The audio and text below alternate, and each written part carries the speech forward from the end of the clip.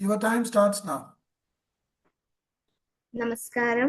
എൻ്റെ പേര് ആയിഷ ഷാഹിദ്. ഞാൻ Indira Gandhi medical college research institute പുതുച്ചേരിയിലെ first year MBBS student ആണ്. ഇന്നത്തെ എൻ്റെ വിഷയം എന്ന് പറയുന്നത് അനീമിയയുടെ പല തരങ്ങളാണ്. അനീമിയ എന്ന് പറയുന്നത് ലോകാരോഗ്യ സംഘടന അഥവാ രക്തത്തിലെ ഹീമോഗ്ലോബിൻ അല്ലെങ്കിൽ റെഡ് ബ്ലഡ് സെൽ കണക്ക് സമീപകാല സാധാരണ നിരക്കിനേക്കാൾ താഴെയായിരിക്കുന്ന അവസ്ഥയെ പറയുന്നതാണ്. ഇത് രക്തത്തിലെ ഓക്സിജൻ കൈമാറ്റ ശേഷിയെ ബാധിക്കുന്നു. പ്രത്യേകപരമായ മാർക്ക് പോയിന്റുകൾ കൂടി ഇതിനുണ്ട്. സാധാരണയായി മുതിർന്ന പുരുഷന്മാർക്ക് 13 ഗ്രാം പെർ ഡെസിലിറ്ററിനേക്കാൾ താഴെയും സ്ത്രീകൾക്ക് 12 ഗ്രാം പെർ ഡെസിലിറ്റർ താഴെയുമായാൽ അനീമിയയായി കണക്കാക്കുന്നു. രക്തസംബന്ധമായ രോഗങ്ങൾ ചുവടെ പറയുന്നവയെ ആശ്രയിച്ചിരിക്കുന്നു: ഹീമോഗ്ലോബിൻ കൗണ്ട്, RBC കൗണ്ട്, പിന്നെ PCV പാക്ട് സെൽ വോളിയം. അനീമിയയുടെ പലതരങ്ങൾ നമുക്ക് നോക്കാം. അനീമിയയെ രണ്ടായി തരംതിരിച്ചിരിക്കുന്നു. ഒന്ന് രൂപശാസ്ത്രപരമായി അഥവാ മോർഫോളജിക്കലി, പിന്നെ എറ്റിയോളജിക്കലി. രൂപശാസ്ത്രപരമായി 3 തരത്തിൽ തിരിച്ചിട്ടുണ്ട്: നോർമോസൈറ്റിക് നോർമോക്രോമിക്, മൈക്രോസൈറ്റിക് ഹൈപ്പോക്രോമിക്, മാക്രോസൈറ്റിക്. അതിനുള്ള പലതരത്തിലുള്ള അപ്രോച്ചുകളാണ് ചുവടെ പിന്നിലുള്ള സൈഡിൽ കാണിച്ചിരിക്കുന്നത്. ഇതിന് ബ്ലഡ് ഇൻഡിസസ് നോർമൽ ആയിട്ടുള്ളത് MC 78 to 96 പൈക്കോ ലിറ്റർ ആണ്, ഫെംറ്റോ ലിറ്റർ ആണ്.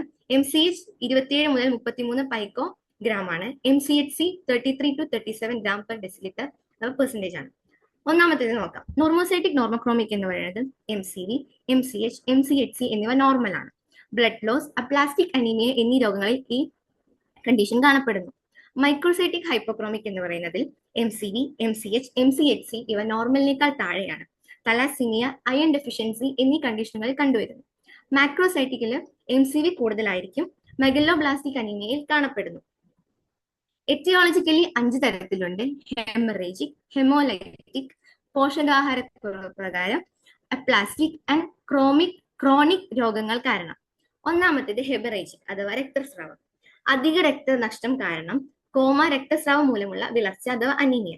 അക്യൂട്ട്, ക്രോണിക് എന്നിവയായിട്ട് ഈ ഹെമറേജിക്കിനെ തരംതിരിച്ചിരിക്കുന്നു. അക്യൂട്ടിൽ അപകടം ഉണ്ടാകുമ്പോഴുള്ള അമിതമായ രക്തനഷ്ടം രൂപശാസ്ത്രമായി RBCയെ നോർമോസൈറ്റിക് നോർമോക്രോമിക് ആക്കുന്നു. ക്രോണിക്കിലാണെങ്കിൽ കുറെ കാലത്തേക്കുള്ള ആന്തരികമായോ ബാഹ്യമായോ ഉള്ള രക്തനഷ്ടം, പെപ്റ്റിക് അൾസർ, പെർഫ്യൂര, ഹീമോഫീലിയ എന്നിവയെ സംഭവിക്കുന്നു.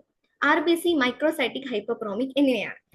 അടുത്തത് ഹീമോലൈറ്റിക്. എക്സ്റ്റൻസിക്കും ഇൻട്രൻസിക്കും ഇവയെ തരംതിരിച്ചിരിക്കുന്നു. ഹീമോലൈസിസ് എന്ന് പറഞ്ഞാൽ അഥവാ RBC നശിക്കുന്നു അല്ലെങ്കിൽ ഇല്ലാതാക്കുന്നു. അധികമായുള്ള ഹീമോലൈസിസ് കാരണമാണ് ഹീമോലൈറ്റിക് അനീമിയ സംഭവിക്കുന്നത്. 2 തരത്തിലുണ്ട്: എക്സ്റ്റൻസിക്കും ഇൻട്രൻസിക്കും. എക്സ്റ്റൻസിക്ക് ബാഹ്യഘടകങ്ങളായ ആന്റിബോഡീസ്, കെമിക്കൽ എന്നിവ കാരണം ഉണ്ടാകുന്നു. ഡ്രഗ്സ്.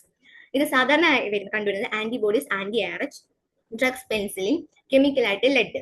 ഇൻറ്റൻസിക് ആണെങ്കിൽ RBC ഉണ്ടാകുന്നുള്ള ന്യൂനത കാരണം അവ പെട്ടെന്ന് നശിക്കുന്നു. ഇത് പാരമ്പര്യം നിലനിർത്തുന്നു. ഇതിന് എക്സാമ്പിൾ ആയിട്ടുള്ളത് ഉദാഹരണമായി സിക്കിൾ സെൽ അനീമിയ, തലാസീമിയ.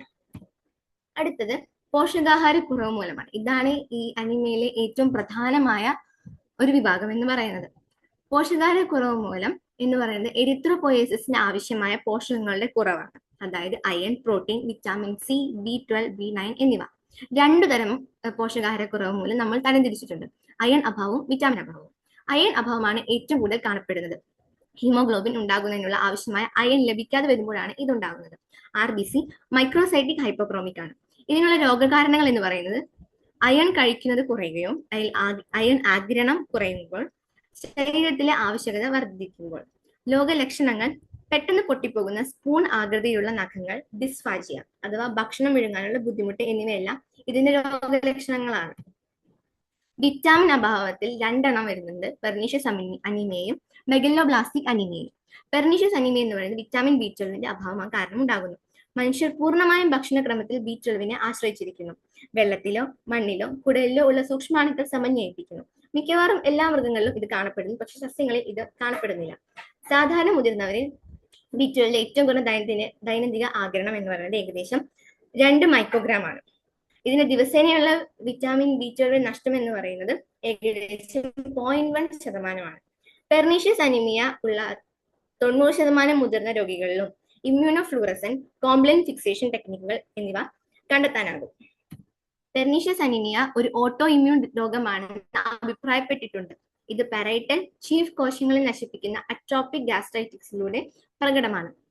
വിനാശകരമായ വിളർച്ചയുള്ള രോഗികളുടെ സെറത്തിൽ 2 തരത്തിലാണ് ആന്തരിക ഘടക ആന്റിബോഡികൾ കണ്ടെത്തിയതെന്ന് നമുക്ക്. ഒന്നാമത്തത്, ഒരു തടയുന്ന ആന്റിബോഡി B12നുള്ള IF സംയോജനത്തെ തടയും.